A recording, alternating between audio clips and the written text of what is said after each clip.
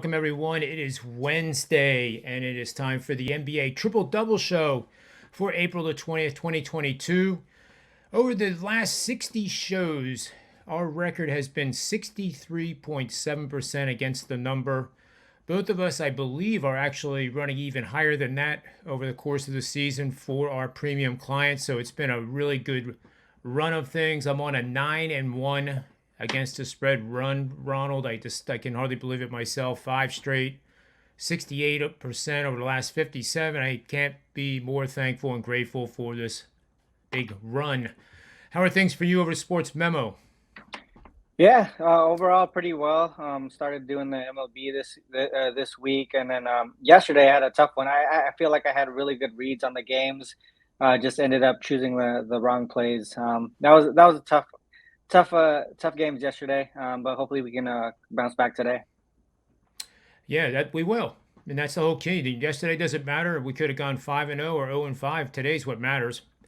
So what matters is, after that great philosophical statement, what matters today is the Brooklyn Nets here, who almost tragically lost that game one by a single point, simply by Jason Tatum being a smart player. He made the cut to the rim, Ronald, as we saw.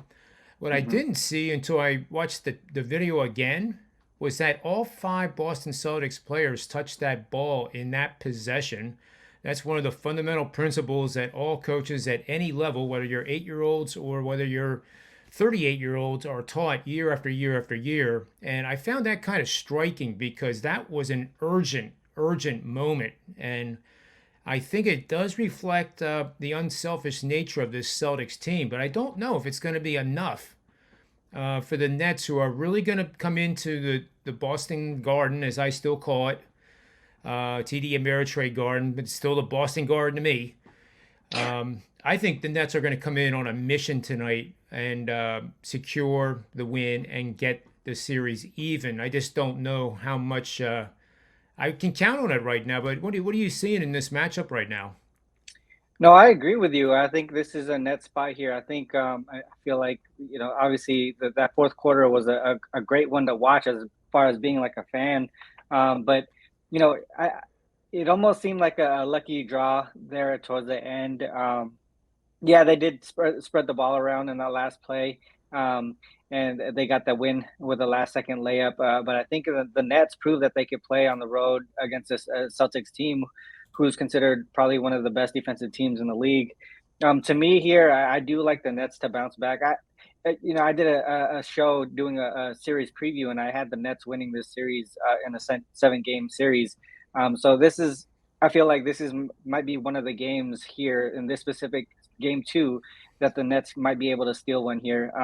As far as like trends goes, 9-2-2 against the spread as road dogs in conference games, and 8-1-1 against the spread as road dogs against conference teams with a winning record. So that's in play here. This was actually active in the last game, and that they ended up obviously covering, but losing the game outright.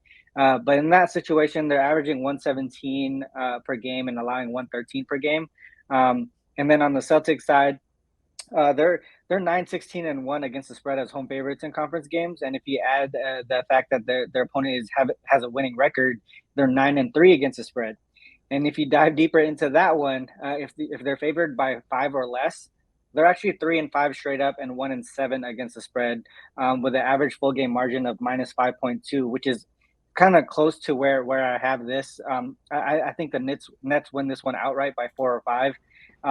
So to me, I mean, there's a lot of things for me that line up here that's pointing me towards the Nets. So that would be my strong lean in this game. Yeah, and I'm with you on that. I wouldn't be wearing the hat if I wasn't on the Nets. I would be pretty hypocritical of me to be wearing that and say, "Go Boston." But I have a little betting angle here I'm going to share with everybody. And the betting angle is pretty simple. It's for the first half line that supports the Nets. It's gone 39-12 against the number. 77% winning bets over the last 20 NBA playoff seasons. The requirements are to simply bet on road teams using the first half betting line that are coming off a road loss of 3 or fewer points to a divisional foe. That's all there is to it, folks. And that supports the Nets betting the first half line. Look for them to come storming out of the gate with a bad taste in their mouth. I never really understood that saying now that I think about it. If you lose a game by like a single point, why does that put a bad taste in your mouth? And why wouldn't you like use mouthwash or something to get rid of it? I never really understood that. It's just kind of one of those weird things that I think about as, I guess MIT's the excuse, but yeah, I mean they're going to come storming out of the gate is what I'm trying to say, and that part I have no doubt. I mean even betting the first quarter line, which I have never done in my entire career, and I won't do it tonight. Um, if somebody said they're going to do that, I would be supportive. So let's go back to our slides here, and we're going to get to the second game, which is the 76ers of Philadelphia traveling across the border without Tyrese because he didn't get vaccinated properly. Toronto Raptors are the home team. This is simply a must-win situation because Toronto is down 2-0. I had said before, similarly to the shows that you were on for the before the playoffs started, that despite what the pundits were saying that this is going to go 7 games, I kind of was thinking more like 5 or a perfect sweep. Because I think the matchup advantages are so huge across the board. Philadelphia actually outscored Toronto in fast break points by, I believe off the top of my head, it was by 28. It was 22-10 in game 2. The Sixers had 29 fast break points in game 1. And, in rewatching these games, and the fast way to watch the game in 15 minutes, you can see that the Sixers' game plan is to get missed shots and just get off to the races. Maybe not like we saw with Memphis last night, which was purely amazing with our boy Morant there. I mean, you watch, and this is diversing a little bit, but you watch Trae Young and you think, wow, quick. Man alive, is he quick. How would you ever defend him? And then 10 minutes later, I switch the channel and I'm watching Morant. And it's like, my God, I mean, you're just like waiting for his knees to blow out. It's just absolutely a different level of game that Memphis is playing in the Western Conference. But here in the East, this is more of a physicality type matchup, Ronald, and I think you'll agree with that. But I actually had said yesterday, I believe on the show, that if Toronto was going to win, and I thought maybe they would win tonight, this would be it. But now my models I've shifted, and they definitely have a little bit more than a lean on the 76ers just taking control 3-0 and and then putting it away in game 4 probably. What are your thoughts here in this matchup? Yeah, this one is a tough game because I too was one of those guys thinking that this was going to go to a 7-game series. As far as like how they've been playing, obviously you could see how the Sixers have been able to really get to the free throw line and take advantage of that. The whole physicality part that you were just mentioning, the Raptors haven't been able to match up with that. But to me here, like you said, if they're going to take a game, this might be the one. Going from a road game, a home game to a road game, and especially missing Matisse there.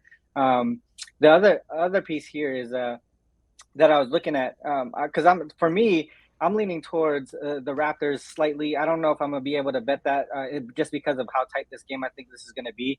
But I also do like the over here. On the Sixers side, 5-10-1 against the spread and 11-4-1 to the over as road favorites in conference games. They are 12-4 straight up in those games, though. So that's why, obviously this line is pretty tight. So it's a tough call because they're 5-10-1 against the spread, but 12-4 to the straight up. That's where things get a little bit tricky. In those 16 games, the average total combined total is 224.4. So that's why I was sort of leaning towards the over here. But if we dig deeper into this, if the 76ers are in this spot here are favored by less than 4 points, they're actually 0-3 straight up and 0-3 against the spread. Guess who the two of those games were against? The Raptors. So that's where things got a little tricky for me. And then on the Raptors side, I was leaning their trends helped push me towards the over in this one. 5-0 to the over as home dogs against conference teams with a winning record, average total of 226.4 in those games.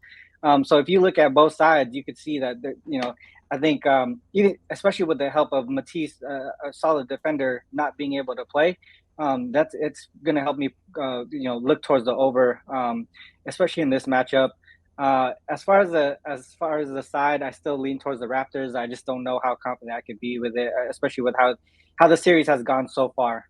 But for me, the lean is towards the over. Yeah, and I agree with that. That lean as well. I have a couple little nuggets here to share. Back to the fast break part first, though. I wanted to mention this. The database tells me that in game three of a 7 game series of a team with a team that scored 40 or more fast break points in the first 2 games, they go on into game three with a 24-9 straight up record and 22-11 against the number for 67% winners over the last 20 playoff seasons. But there's more. 7-1 against the spread record, 88% winners over the last 5 playoff seasons. And I think that's important, Ron, because over the last 5 seasons is when we've seen this surge in scoring. And obviously, fast break points are part of that surge in scoring in the NBA as a whole. So, certainly not going against you ever. But I am kind of leaning here. But, when I'm leaning like this, Ron, you know what I'm going to say? Live in-game betting. Yeah. And, once again, what we talked about yesterday proved to be correct again. And thanks to those that reach out to me and send me nice direct messages. It's always nice to get those that oh wow, okay, that information worked. Thank goodness. Mm. But I think this is another one of those games where the volatility and the pace of play is going to be erratic. Obviously, the Sixers are going to want to try to speed things up. Toronto's going to want to keep things manageable and like Memphis did last night for the first. Let's be honest, like the first say 20 minutes, and then it became pretty chaotic again. But Memphis doesn't know how to play slow. These two teams do. So I think you'll see that cross current running throughout the game, and it gives you that opportunity. 10-point runs by either team, and you like the Sixers, and Toronto comes flying out of the gate and they're up 15-3, and timeouts called after a 12-0 run. Then that's where you bet the Sixers. And it happened last night in the Atlanta-Miami game. It was 3-3. Miami rips off 10 in a row. And there was Atlanta. And I actually, off the top of my head, forget what the line was at that time. But it was, I think, 10.5. And obviously, Miami took control with that game. But within minutes, the game was tied. And then Atlanta actually took the lead. So that's where you can play those middles. When that happens, then you lock in Miami, and you probably would have covered both ends of that during the first half. At least you would have been able to cash out at MGM because they give you the chance to do that. Mm-hmm. Just food for thought. So that's enough of that. Let's move on to our third and final game here, which is the Milwaukee Bucks looking to go 2-0 against the Chicago Bulls. I always say the Chicago Bulls is our team, Ronald, because preseason shows we were saying that this team was one that could outperform, and they did.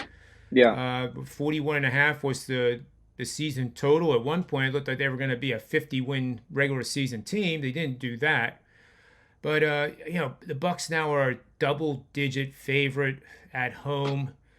I mean, honestly, do the Bulls have any chance at all, in your opinion, Ronald? Yeah, this is a tough game because, when I did a regular season preview or the series preview, I thought the Bucks caught the Bulls in a lot of bad spots as far as like the Bulls not having a full squad, some schedule issues. But I mean, the first game showed, they really just dominate this matchup. But for me, like I still feel like the Bulls can possibly cover this double-digit spread. They are 2-0 against the spread and 2-0 to the under as double-digit dogs. But for me, I think the stronger lean might be the under here.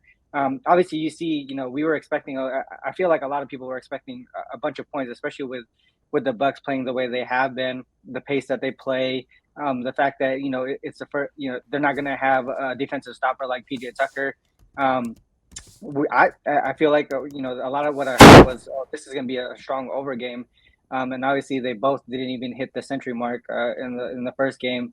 Um, I think it's going to be more of the same. Obviously, I don't think they're good. I don't think it's going to be that low of a scoring game, but I don't.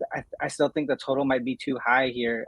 As far as the on the Bulls side, 9-1 to the under as road dogs against conference teams with a winning record, averaging 100 points per game and allowing 109. And then on the Buck side, you have a seven. So this one is a tricky one because if you look at it from a surface level, there's 7-5 to the over as home favorites against conference teams with a winning record, averaging 113.3 and allowing 109 per game. Three of those games were actually against the Bulls, and in those games, the Bucks went 3-0 straight up, 1-2 against the spread, but 0-3, 3-0 to the under. That includes game one of the series. So I think their matchup here, just the way that they play each other, how they game plan against each other, it just seems like it's an under type of game. So that's the way that I'm leaning in this one. Yeah, and this is one of the rare times I'm leaning against you. We talked about the leaning Let's tower go. of Pisa. Peace. It's not pizza. But yeah, I'm leaning this way and you're leaning the other way. But I guess what I've learned from a lot of my friends at especially at Wager Talk, that if you're in Vegas and you've had too much to drink and you're leaning because of that, if you're leaning against somebody that's leaning the opposite and has had the same amount, supposedly you don't fall down. Yeah, they Just balance each repeating other what I out. was told. Yeah, they just balance each other out. There you Yeah, I don't think I want to try that though. But go.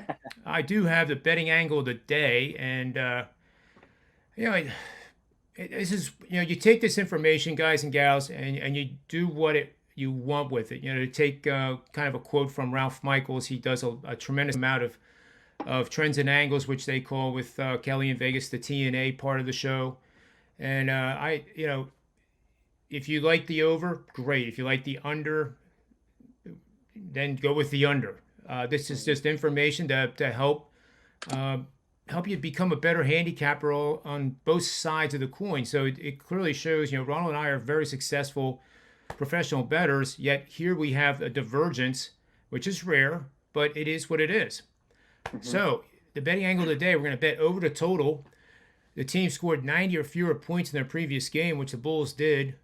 And the favorite in this game, which is obviously the Milwaukee Bucks, allowed 90 or fewer because guess what? They played the Bulls. So this is a regular season angle that includes the playoffs. But when it's in the playoffs, it's 25-13 over under, favoring the over obviously for 65.8 last 20. And if the teams have 2 days rest, which implies travel, because that's the only time that they get that, unless you're the Nets and the Boston Celtics, who actually got 3 days off, but they didn't change venue. And that's rare. It's very rare. Now you're 12-3 over under for 75% winning bets. So one of those things is going to be right, but we hope that both of them help in your handicapping endeavors. I don't know how else to say it. Yeah. So now we're going to move Yeah, I mean, on I to think I mean, obviously the goal of this show is really to just pass out the information, right? I think that's what our yeah. biggest goal is here. I mean, just being able to give out our picks and all that stuff is extra. It's like topping on the cake. But the information is really what the viewers really need to take in, and because that's going to help them become a better handicapper, in my opinion. Not getting the free picks and all that stuff. I mean, if we just said that the team in the game that we're looking at and what we want to bet, how does that help the viewers? You know what I mean? So yeah, It's I mean, very well obviously said.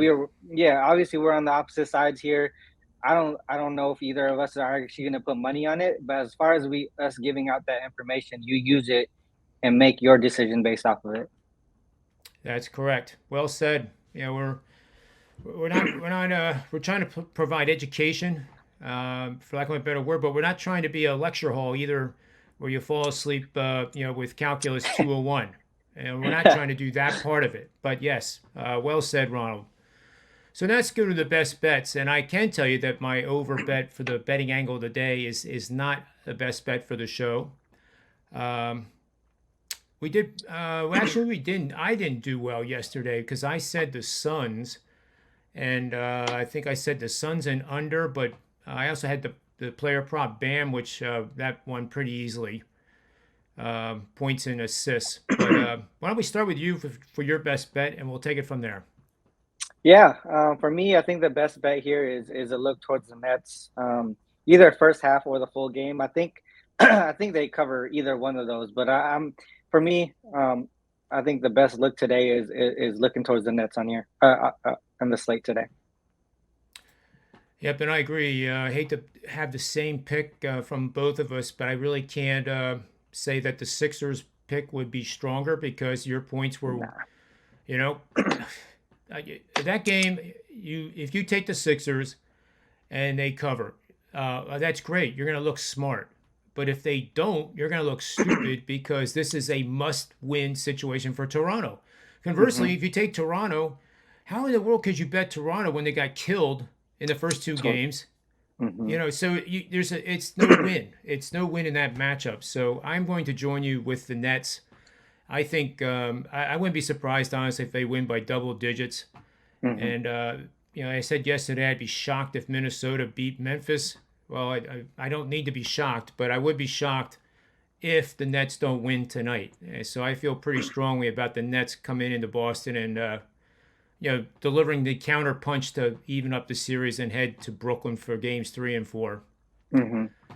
All right. So any final thoughts here, Ron? Anything you want to promote over at Sports Memo on your profile page or anything you want to say? Not right now. I usually post my plays around like 11 o'clock Pacific time, so I haven't really done anything yet. I usually try to do as much studying as possible on these games, but I have a strong feeling I'm gonna have a couple games, both on the MLB side and the NBA. So yeah, look out for those.